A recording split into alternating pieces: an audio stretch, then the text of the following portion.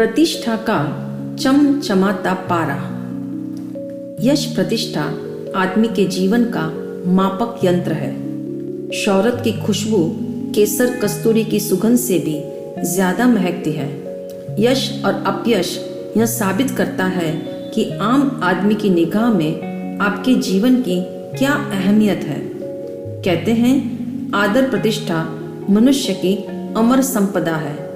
इंसान अपने पीछे छोड़ी हुई ऐश्वर्य संपदा से जीवित नहीं रहता, बल्कि जीवन में किए गए श्रेष्ठ कार्य उसकी सच्ची यादगार है। प्रतिष्ठा धन की भांति है, इसलिए धनवान और प्रतिष्ठावान बनने की प्रक्रिया में काफी समानताएं हैं। जैसे धन के अर्जन में, उसकी सुरक्षा में और उसकी वृद्धि में परिश्रम के साथ अति सतर्कता भी अपेक्षित है, उसी प्रकार प्रतिष्ठा की उपलब्धि में, उसे टिकाए रखने में और उसकी बढ़ोतरी में सतत प्रयास एवं जागरूकता आवश्यक है।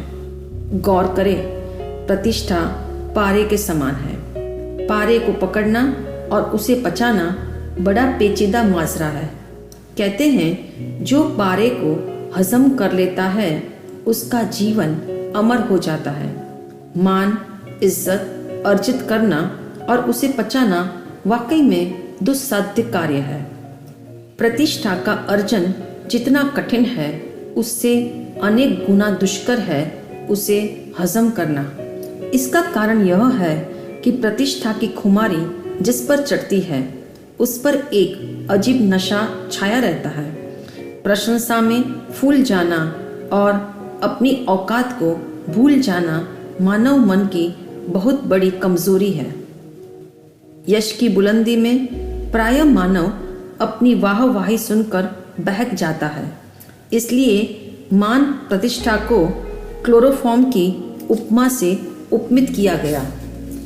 कोई जब हमें कहता है आप बहुत सुंदर हैं, आपकी आवाज़ कर्णप्रिय है, आप गजब के विद्वान हैं, आप अतिशय उदार हैं, आप कुशल वक्ता हैं, या आप अव्वल दर्जे के बुद्धिमान हैं, आपका व्यक्तित्व बहुआयामी है, या आपका घर बेहद मनोरम है, तो यह सुनकर तबीयत खुश हो जाती है, मन मयूर नाच उठता है। स्पष्ट है, प्रशंसा ऐसी मधुर मदिरा है जो मुख से नहीं कानों से पी जाती है। जिह्वा सतत मीठा भोजन करना पसंद नहीं करती, क्योंकि निरंतर मीठे स्वाद से ऊब हो जाती है। किंतु कानों की यह अप्रतिम विशेषता है कि वे लगातार मीठा भोजन करते हुए न कभी उबते हैं और न थकते हैं। असल बात यह है, प्रशंसा तभी मीठी लगती है जब उसमें कुछ मिलाया जाए, यानी जैसे आप नहीं हो वैसा कुछ कहा जाए। अगर प्रशंसा करने वाला आपके विषय में उतना ही कहे जैसे आप हैं, तो वह प्रशंसा दिल को छूती नहीं। ख्याल रहे, प्रतिष्ठा की चाह में झूठी प्रशंसा को भी इज्जत मिलती है। मानवीय मन की यह नाजायज कमजोरी है कि उसे झूठी तारीफ और खोखली सराहना बहुत लुभाती है। यही कारण है कि प्रतिष्ठा की चाहत में बनावटी प्रशंसा और झूठी शान शौकत को भी गौरव मिलता है। ऐसी झूठी प्रशंसा मिथ्या प्रतिष्ठा के रूप में चापलूसी या खुशामदी का आवरण ओढ़ लेती है। सर टॉल्स्टॉय लिखते हैं, चापलूस इसलिए आपकी खुशामद करता है क्योंकि वह आपको अयोग्य समझता है, किंतु आप उसके मुख से अपनी बड़ाई सुनकर फूले नहीं समाते। ध्यान दें, चापलूसी एक नकली सिक्का है। जब भी आप इसे चलाने का प्रयत्न करेंगे वह आपको कष्ट में डाल देगा। अगर कोई खुशामदी आपकी बढ़ चढ़कर प्रशंसा करता है तो जानना यह ऊपरी तारीफ है।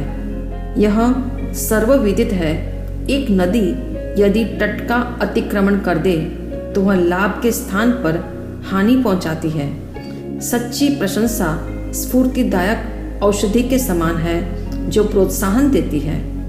सोने और हीरे के समान उसका मूल्य सिर्फ उसकी दुर्लभता में ही होता है। सच्ची प्रशंसा गुणों के पहचान से होती है।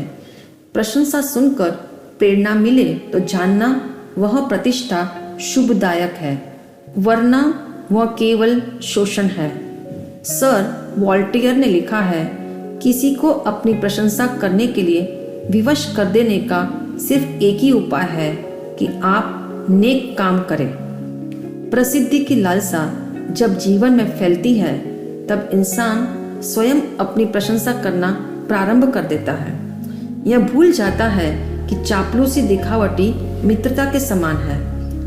स्मरण रहे, निष्कपट व्यवहार को जब दरवाजे से बाहर धकेल दिया जाता है तब चमचागिरी घर के ड्राइंग रूम में आ धमकती है। ध्यान दें, खुशामदी का जहरीला प्याला आपके जीवन को तब तक नुकसान नहीं पहुंचा सकता जब तक आपके कान उसको अमृत समझकर पी न जाए। श्री रमन महर्षि लिखते हैं, सारे संसार को तिनके के समान तुच्छ जानना आसान है। सब शास्त्रों का ज्ञान प्राप्त करना सुगम है, परंतु आत्म प्रशंसा को अपने हृदय से निकालना अति कठिन है। आत्मस्तुति मनुष्य की दूरदर्शिता को धूमिल कर देती है तथा बुद्धिमान व्यक्ति को भी अंधा कर देती है। तनिक सोचो, मेरे हाथ में दीपक है, ऐसी घोषणा करने की क्या जरूरत है, जबकि उसका प्रकाश चारों तरफ फैल रहा है। पेड़ की टहनियों में जब फल लगते हैं तो वे विज्ञापन नहीं करती, अपितु झुक जाती है ताकि उसके फूल को राहगीर आसानी से प्राप्त कर सके। पता नहीं क्यों मनुष्य थोड़ी सी प्रतिष्ठा मिलते ही उसे आत्मसात करने की बजाय अधिक से अधिक मान या बड़ाई की लिप्सा में नाहक अपनी तौहीन कर लेता है। हकीकत यह है, प्रशंसा जल के समान है। जल अगर कमल पर गिरे तो अधिक सुशोभित होता है और धूल पर पड़े तो कीचड़ बनता है। यह व्यक्ति की योग्यता पर निर्भर करता है कि प्रशंसा पाकर वह अपनी प्रतिष्ठा को शोभनीय बनाए रखता है या आत्म प्रशंसा की कीचड़ से धूमिल कर देता है। सर वेस्कल ने लिखा है, अगर आप चाहते हो कि लोग आपकी बड़ाई करें तो अपने मुंह से स्व प्रशंसा का गान मत करो, क्योंकि आत्म प्रशंसा ओछेपन का चिन्ह है। ख्याल रहे, जिसकी प्रशंसा दूसरे लोग करें, यदि वह गुणहीन हो तो भी गुणी माना जाता है, किंतु अपने मुंह से स्व प्रशंसा करने वाला इंद्र भी लघुता को प्राप्त होता है। कहा भी है, अगर आत्म प्रशंसा और पर निंदा से इंसान को रोक दिया जाए तो कितने ही लोगों के मुख पर ताला लग जाएगा।